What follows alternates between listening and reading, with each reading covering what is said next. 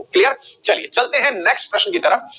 ये एक अच्छा प्रश्न है और विशेष रूप से इंडियन पॉलिटी के लिए एक अच्छा प्रश्न है। और अच्छा प्रश्न इसलिए है क्योंकि सुप्रीम कोर्ट ने कहा है कि भारत के मूल अधिकारों में घूमने की यानी कि कहीं भी आने जाने की जो स्वतंत्रता है, यानी कि फ्रीडम ऑफ मूवमेंट जो है, यह हमारा मूल अधिकार है। भारतीय संविधान में भारत के नागरिकों को दिया गया मूल अधिकार है कि वो कहीं भी आ जा सकते हैं, कहीं भी रह सकते हैं।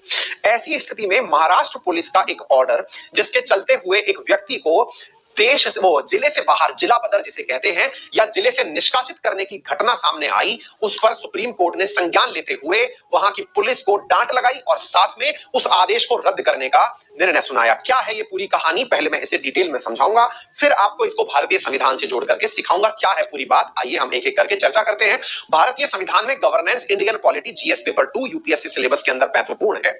हम जिस बारे में आज चर्चा करने वाले हैं, यानी कि आर्टिकल्स का जिस पहलू यहां पर डिस्कशन में पार्ट लेने वाला है, उसके अंदर आर्टिकल जो है वो article 19 sub clause 1 clause 1 sub clause D के बारे में चर्चा की जाएगी। याद दिला दूं, आज रात को 9 बजे आप लोगों के लिए इंपॉर्टेंट आर्टिकल्स, इंडियन कॉन्स्टिट्यूशन के डिफरेंट पार्ट्स और जो अनुसूचियां हैं, शेड्यूल्स जो हैं, उनका रिवीजन क्लास रखा गया है। आप उसमें उपस्थित हो सकते हैं रात 9 बजे अनअकैडमी पर फ्री स्पेशल क्लास में, जिसका लिंक आपको मेरे टेलीग्राम चैनल अंकित अवस्थी सर अनअकैडमी, अंकित अवस्थी सर आदि पर प्राप्त हो जाएगा।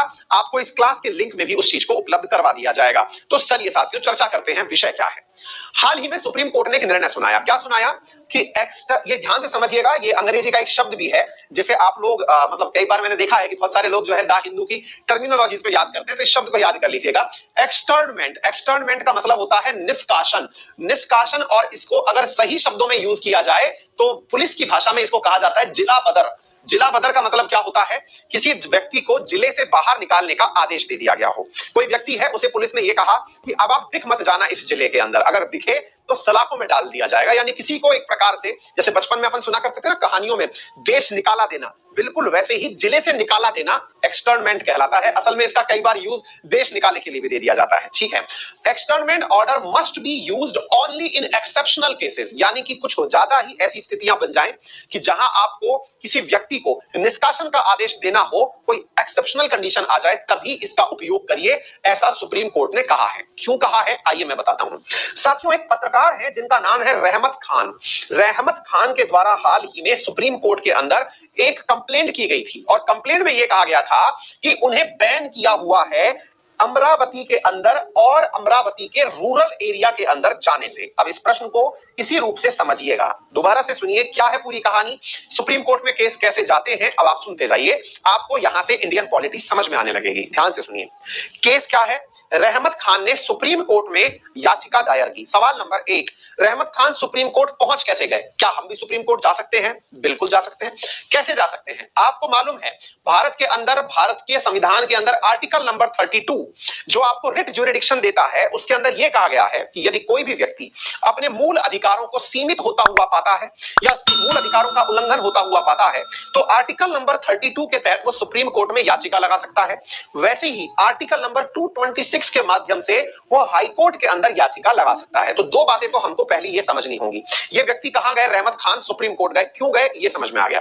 अब आप सवाल पूछेंगे कि सर इनका कौन सा मूल अधिकार इससे प्रभावित हुआ था जिसके लिए यह सुप्रीम कोर्ट चले गए? तो उदाहरण से समझिए, इस लाइन में क्या लिखा हुआ है।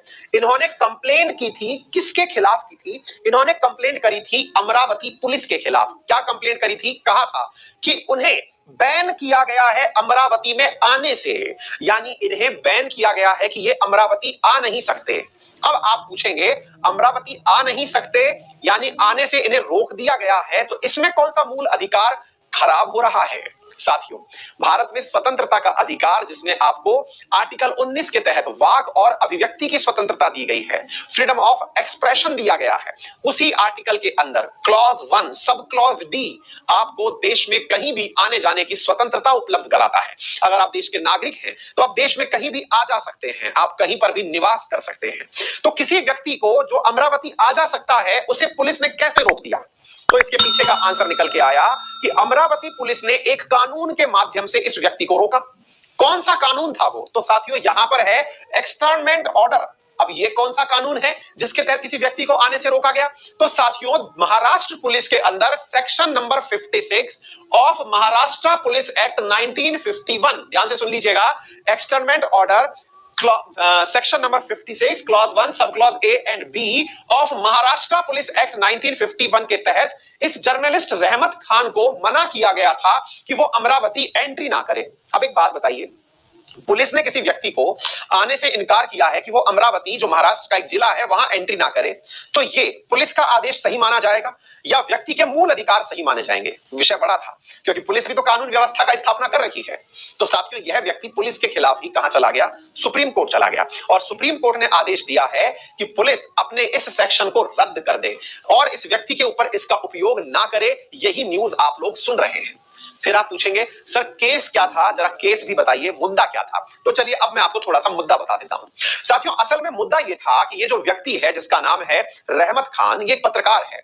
साथियों, इस पत्रकार ने right to information act that is RTI, इसके तहत अमरावती के अंदर जो भी प्रशासन है उसके पास आरटीआई दायर की और पूछा कि ये बताइए कि सरकार के द्वारा जो पैसा दिया जाता है मदरसों में बच्चों की शिक्षा के लिए, उसमें से कितना पैसा अभी तक दिया गया, और पैसा दिया भी गया है तो उसका डिसबर्समेंट यानी कि उसका वितरण सही प्रकार से हुआ है या नहीं, ये मुझे आप राइट टू इंफॉर्मेशन के तहत, सूचना के अधिकार के तहत जानकारी दीजिए। साथियों, इसने अपने सवाल में जो सवाल पूछे उसमें इसने जो मदरसास के बारे में पूछा, इसमें था एक अल हराम इंटरनेशनल इंग्लिश स्कूल जो कि जोहा फाउंडेशन के द्वारा चलाई जाती है, और charitable welfare trust Priyadarshini Urdu primary and pre secondary school, इनके बारे में इसने जानकारी मांगी कि इनको जो पैसे दिए गए हैं वो प्रॉपर तरीके से डिस्ट्रीब्यूट नहीं है। साथियों, इसने जब जानकारी मांगी तो पुलिस ने इसके ऊपर ही एक लागू कर दिया कानून, और क्या लागू कर दिया कि तुमको भैया यहां से जाना होगा, भागना होगा। अब आप पूछेंगे पुलिस ने ऐसा क्यों किया? क्योंकि साथियों, इस व्यक्ति ने पुलिस के कलेक्टर और कमिश्नर को अपने द्वारा एक रिकमेंडेशन लिख करके दे दी, इसने एक शिकायत लिख करके दे दी, एक रिक्वेस्ट लिख करके दे दी, और इसने कहा कि इस पैसे के डिसबर्समेंट में यानी इस पैसे को दिए जाने में घोटाला हुआ है, इसकी जांच की जाए। साथियों, जांच के लिए जब इसने याचिका दायर की और कानून व्यवस्था के तहत जांच होना शुरू होने ही वाला था, इतनी देर में जिन लोगों के पास ये पैसा पहुंचा हुआ था, यानी कि जो पैसा मिलना था मदरसा को लेकिन मदरसा को नहीं मिलके कहीं और चला गया था, उन लोगों ने इस व्यक्ति के खिलाफ केस कर दिया। किसके खिलाफ? रहमत खान के खिलाफ। रहमत खान के खिलाफ इतने केसेस दायर कर दिए गए कि अमरावती पुलिस को रहमत खान के ही खिलाफ एक्शन लेना पड़ा, और उस एक्शन के तहत उसके ऊपर section 56 clause 1 sub clause A and B के तहत एक्सटर्नमेंट ऑर्डर देना पड़ा, यानी कि पुलिस को इस रहमत खान नामक व्यक्ति से कहना पड़ा कि तुम्हें अमरावती छोड़कर जाना होगा, अगर तुम यहां रुके तो तुम्हें गिरफ्तार कर लिया जाएगा। यह व्यक्ति जो कि वास्तविकता में एक जांच की मांग कर रहा था, इसी के खिलाफ केसेस कर दिए गए। यह व्यक्ति अपने मूल अधिकारों की रक्षा और हिफाजत करने के लिए सुप्रीम कोर्ट पहुंचा।